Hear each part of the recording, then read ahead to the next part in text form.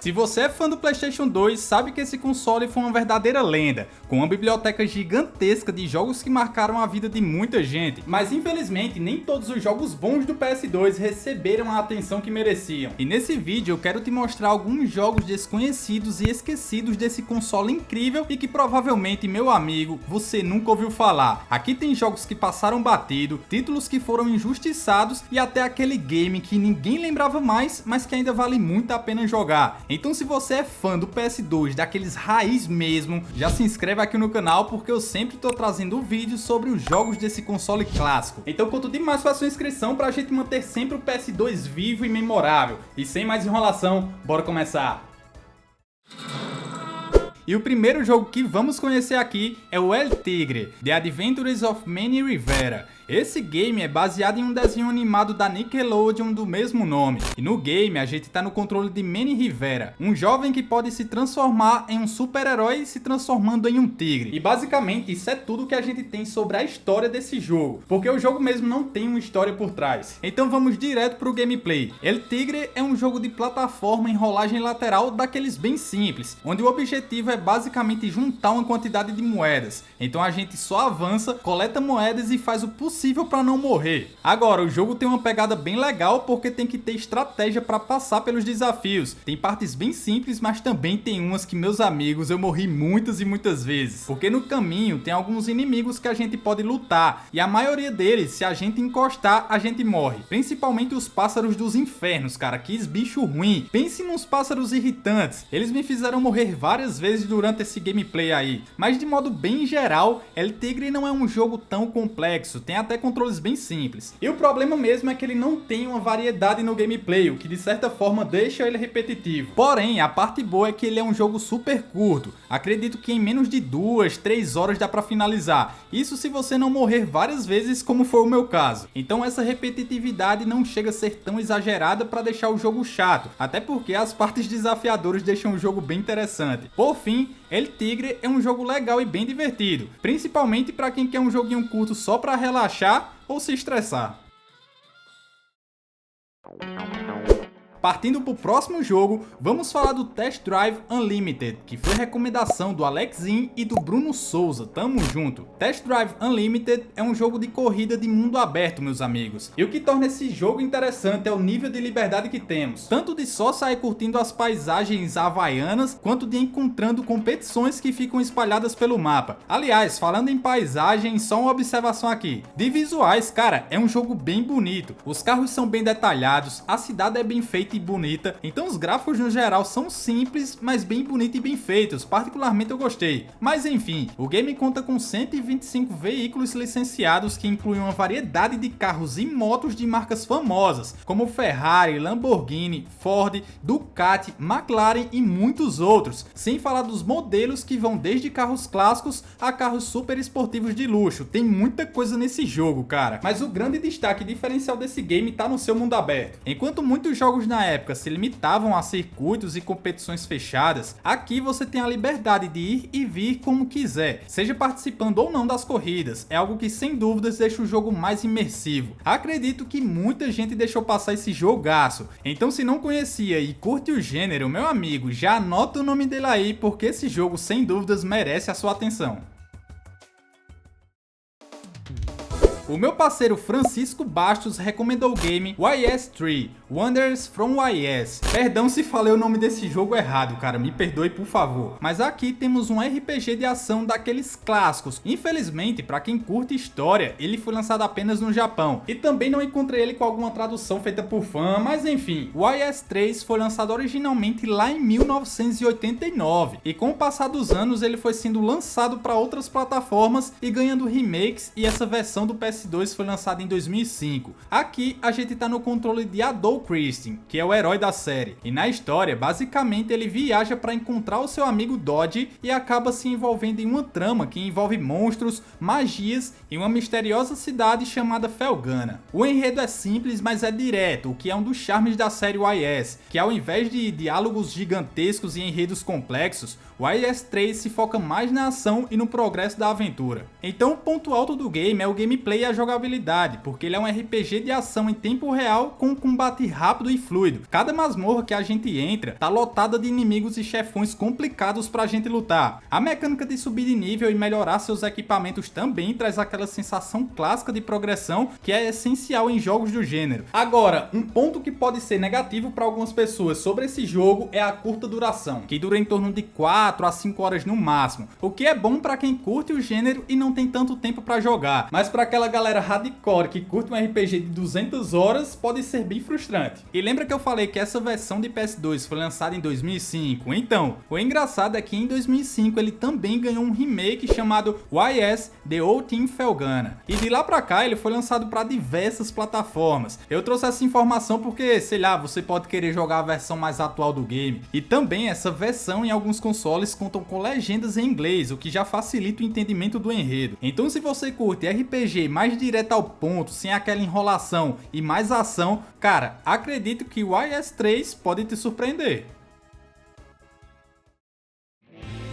Outro jogo bem legal que pode te surpreender, assim como me surpreendeu, é o Disney Extreme Skate Adventure, que foi recomendado pelo Disneyel, o Jean Simão e o Henrique. Valeu demais, galera! E esse game aqui é basicamente um Tony Hawk's, só que com personagens icônicos da Disney. O game foi desenvolvido usando o mesmo motor gráfico do Tony Hawk's 4. Então se você curtiu e se divertiu lá em Tony Hawk's 4, acredito que vai gostar e se divertir bastante nesse game aqui. Só que diferente dos Tony Hawk's, a jogabilidade é mais simples, isso é óbvio, né, já que ele é voltado para o público infantil. Porém, a parte boa é que ele tanto agrada as crianças como os adultos que já sabem como funcionam a jogabilidade dos Tony Hawk's, porque nas configurações do game você pode mudar para controles profissionais, daí pronto, o jogo se torna um Tony Hawk's 4 da Disney, literalmente. A gente pode criar nosso próprio skatista humano, ou se preferir pode jogar com o Buzz Lightyear e Woody, o Simba, o Tarzan criança e o Terk, entre alguns outros personagens icônicos do universo da Disney. Não tem todos, mas os que tem são bem legais. Assim também como cenários desses filmes famosos, como Toy Story, Rei Leão e Tarzan. Em cada cenário a gente tem diversos objetivos para fazer, como meta de pontos ou alguma manobra específica. Esses objetivos variam de muito fáceis a extremamente difíceis, e eu não tô nem exagerando. Algumas realmente exigem muita prática para conseguir completar. Então Disney Extreme Skate Adventure é um jogo que parece infantil, mas traz um certo desafio que agrada todas as idades, sendo um jogo super divertido e bem desafiador. Eu nunca tinha jogado ele e realmente eu curti bastante, pretendo até jogar ele mais vezes. Agora bora falar de uma franquia que pode ter passado despercebido para muitas pessoas e também ter ficado esquecido no tempo. Eu tô falando dos jogos do Harry Potter. O meu parceiro Alex Batista que lembrou dessas joias do PS2. E aqui eu vou falar do Harry Potter e a Câmara Secreta, que é considerado um dos melhores jogos da franquia aqui no PS2. E a história segue o enredo principal, o mistério da Câmara Secreta, com Harry, Rony e Hermione investigando ataques a estudantes e tentando descobrir o que tá por trás desse negócio macabro que tá acontecendo em Hogwarts. O bom desse game é que ele não perde tempo enrolando história nem nada, ele joga a gente direto pro gameplay, com várias missões e quests que recriam momentos icônicos da história e traz também várias sidequests que expandem o mundo de Hogwarts, permitindo a gente explorar cada canto do castelo e até os arredores, como a Floresta Proibida e o Beco Diagonal. É algo bem legal. Dentro dessas missões a gente tem tanto a exploração, como já falei, e também bons puzzles e momentos com combate contra diversas criaturas mágicas. E no decorrer do game também aprendemos novos feitiços que de certa forma são mecânicas simples, mas satisfatórias demais, porque cada uma delas tem uma função específica que a gente vai usar ao longo do jogo para resolver puzzles e avançar na história. No meu ponto de vista, sem dúvidas, o game faz um bom trabalho quando o assunto é imersão no mundo do Harry Potter, mas vale dizer que esse jogo não é tão complexo como alguns outros jogos da franquia, mas traz muitos momentos divertidos e cara, eu joguei antigamente e foi muito nostálgico relembrar esse jogo. Pode ter certeza, se você jogou antigamente, vale a pena demais revisitar para relembrar os bons tempos. E se ainda não jogou, meu amigo, recomendo você se aventurar porque é um jogo muito divertido. bora falar agora de jogo frenético, aquele cheio de ação, que foi mais uma recomendação da nossa amiga Liz Alves. O game Golden Knight Garou. Ele foi lançado apenas no Japão, então tá totalmente em japonês. Mas Golden Knight Garou é baseado em uma famosa série japonesa do gênero Tokusatsu, chamada Garou. Ele segue aquela mesma pegada dos famosos filmes live action Kamen Rider. E o game segue os eventos da série original, onde o protagonista Koga Seijiman assume o papel do Cavaleiro Dourado Garou, que basicamente é um cavaleiro que luta contra criaturas demoníacas chamadas Horrors, que se alimentam das trevas dos corações humanos. É um negócio bem sinistro. E até no gameplay ele segue uma pegada mais sombria e séria. Ele segue no estilo hack and slash, com um sistema de combate que te permite misturar ataques super rápidos com golpes poderosos, além de magias e habilidades especiais. E a gente precisa de muitos reflexos rápidos para derrotar os vários monstros mais fortes, o que acaba deixando as batalhas bem mais desafiadoras e envolventes. É muito massa. E o negócio aqui não é só apertar os botões do controle não. A gente precisa ter estratégia e saber a hora de atacar e se defender, porque senão é tchau e benção pro nosso personagem. Principalmente nas fases com chefões, cada bichão gigante que dá até medo. Então o jogo no geral é isso, muita ação frenética, muito bicho bizarro pra gente passar a espada grossa e muitos golpes e combos insanos. Sem dúvidas, quem curte um bom hack and slash cheio de ação, precisa conhecer o Golden Knight Garou.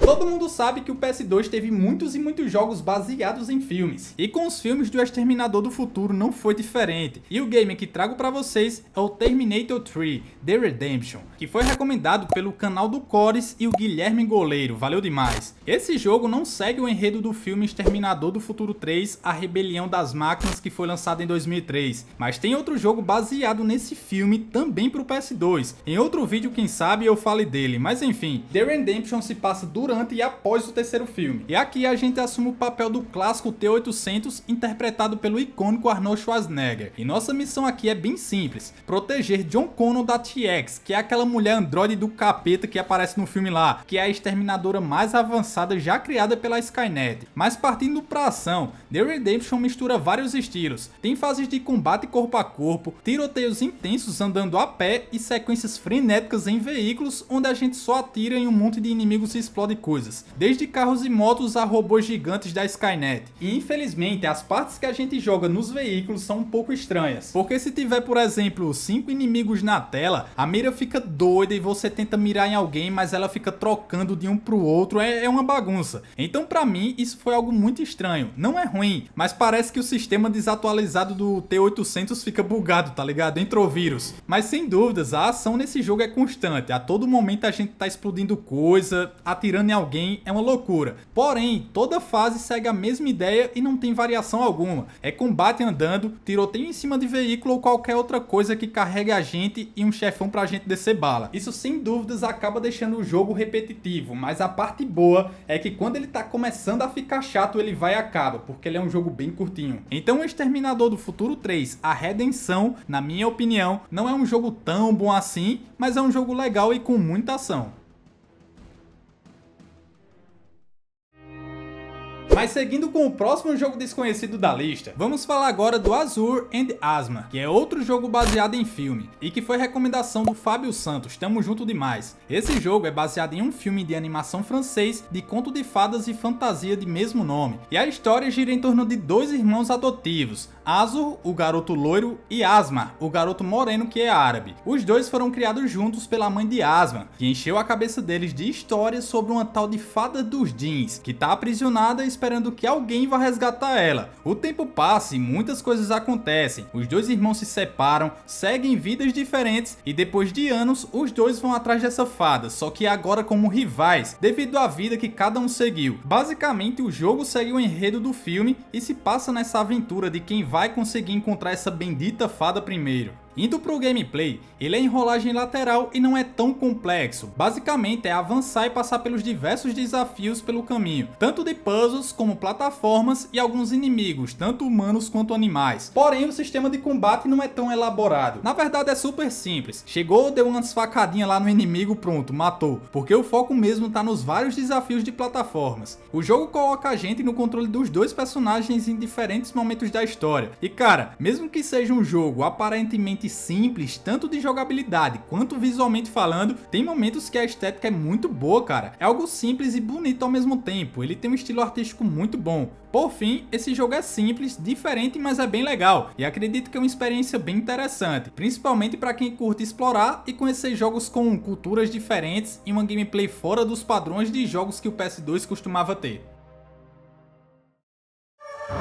Mas outra pérola que passou despercebido para muita gente foi o The Thing. Ele foi recomendado pelo X Games X, o Breno Souza e o meu parceiro Robson Vega. Valeu demais, galera. Ele é uma sequência direta do filme O Enigma de Outro Mundo, lá de 1982, que foi dirigido pelo mestre John Carpenter. Esse filme é simplesmente um clássico do terror sci-fi, e os acontecimentos do jogo se passam alguns meses após os eventos do filme. Você controla o Capitão Blake, um membro de uma equipe de resgate enviada para a base americana Outpost 31, o famoso palco dos horrores do filme. Ao chegar lá, Blake se depara com um cenário de destruição e descobre que a ameaça ainda está presente, uma criatura alienígena capaz de se transformar em qualquer coisa. A partir daí, a missão de Blake se torna sobreviver, descobrir o que aconteceu por ali e principalmente impedir que a criatura se espalhe para o mundo. A história do jogo expande o universo do filme de forma bem inteligente, apresentando novos personagens e aprofundando a mitologia da criatura. E falando do gameplay, The Thing mistura aquela ação com elementos de survival horror. A gente precisa explorar ambientes claustrofóbicos, enfrentar diversas criaturas grotescas, administrar munição, curar ferimentos e o mais importante de tudo, manter a confiança da equipe. É isso mesmo, cara, a confiança dos personagens importa demais aqui. Eles podem ficar paranoicos, desconfiar de você ou até mesmo se rebelar se achar que as coisas não estão certas. Essa mecânica de confiança é uma das grandes sacadas do jogo, fazendo com que a gente tenha que gerenciar não só os recursos físicos, mas também o psicológico de cada personagem. Até porque essa criatura alienígena, ela pode se transformar em pessoas, então a gente sempre tem que estar ligado. Então se algum aliado começar a ter uns comportamentos estranhos, é hora de fazer um teste de sangue rápido para saber qual é a causa. As partes de ação do game também são ótimas, o sistema de mira é preciso e o combate é bem estratégico, onde temos diferentes armas para lidar com diferentes criaturas. Em alguns momentos a gente sente os controles rígidos, o que naquela época era algo bem comum para muitos jogos da geração, mas de modo geral o gameplay é bem satisfatório. The Thing é um ótimo survival horror com uma proposta bem diferente e que casa muito bem com a atmosfera que traz. E é uma pena esse game ter ficado tão esquecido e até desconhecido para muitas pessoas, porque ele é um jogo muito bom e merece ser redescoberto. Se você curte survival horror, filmes de terror sci-fi ou simplesmente jogos com uma atmosfera diferenciada, dê uma chance a The Thing, meu amigo, porque você não vai se arrepender.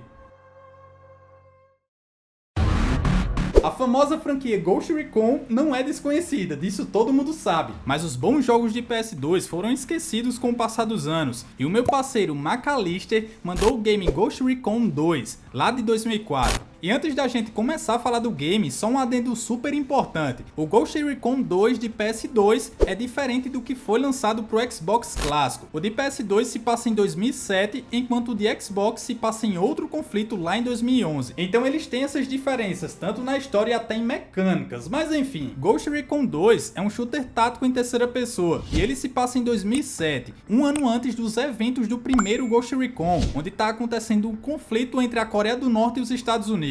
E a gente faz parte da unidade militar de elite chamada Ghosts, que é enviada para enfrentar o governo norte-coreano depois de um ataque às suas tropas. E no gameplay ele até tenta focar no comando do nosso esquadrão e naquela estratégia que é típico da franquia. Só que o nosso esquadrão é burro o suficiente para que a gente avance e elimine todo mundo sozinho, infelizmente. Os comandos são bem básicos, como atirar nos inimigos, avançar para alguma área e se reagrupar, mas muitas vezes eles não recebem os comandos direito e ficam perdidos no meio do tiroteio. É um negócio triste e bizarro, porque o primeiro jogo foi incrível nesse quesito de comandar o esquadrão. Se tivessem deixado sem comandos igual um jogo de tiro padrão, seria muito melhor, porque ele traz bons momentos de ação, principalmente em missões que de fato a gente joga totalmente sozinho. E sobre os modos de jogo que Ghost Recon 2 traz, na época ele tinha modo multiplayer online, mas não trouxe modos multiplayer local, que foi outro ponto negativo dele. E essa versão de PS2 foi bem criticada na época, porque deixou muitas mecânicas táticas de lado, mecânicas e comandos importantes que tinham no primeiro jogo e que fez ele ser um jogo incrível. Ghost Recon 2 se tornou mais arcade, menos tático e muito linear. Isso sem dúvidas ajudou bastante que ele fosse esquecido entre os vários lançamentos da franquia. Como um jogo de tiro padrão, Ghost Recon 2 na minha humilde opinião é um bom jogo. Pra quem curte só atirar em inimigos, recomendo demais. Mas como um jogo tático, infelizmente ele deixa muito a desejar, tô sendo bem sincero. Recomendo até você assistir o vídeo onde falo de mais de 40 melhores jogos de tiro do PS2, porque lá falo de outro Ghost Recon, que é um dos melhores da franquia lançados pro PS2. Assim como também recomendo você jogar ou conhecer o primeiro jogo da franquia, que é um ótimo jogo de tiro tático. Mas repito, se você curte só avançar e atirar em inimigos,